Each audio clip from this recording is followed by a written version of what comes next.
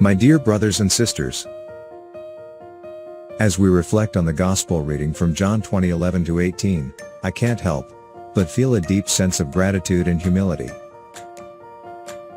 This passage is a powerful reminder of the boundless love and mercy of our Lord Jesus Christ, who never gives up on us and is always ready to embrace us with open arms.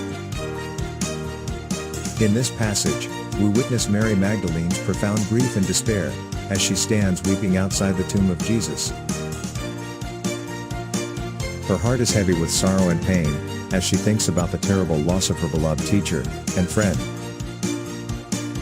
But just when all seems lost, Jesus appears to her, alive and full of compassion. As I read this story, I am struck by the tenderness and kindness that Jesus shows to Mary Magdalene. He calls her by name, and with just a few words, he transforms her sorrow into joy. He tells her not to be afraid, and to go and tell the others about his resurrection.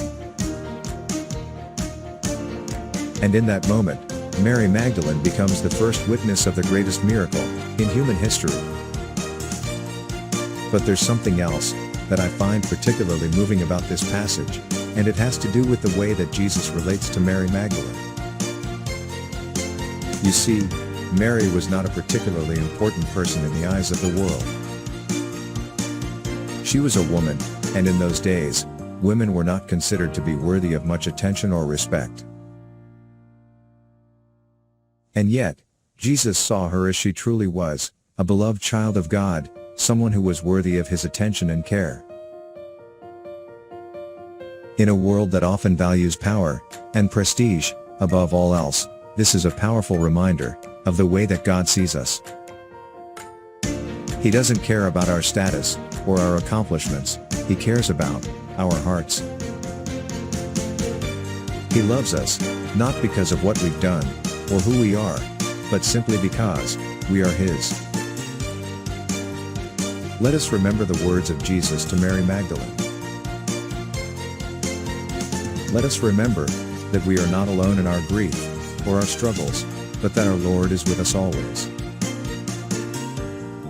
Let us go forth with the joy and the hope that comes from knowing that we are loved by a God who will never give up on us, no matter what.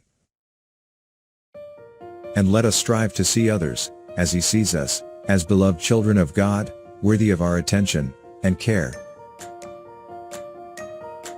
May God bless us all.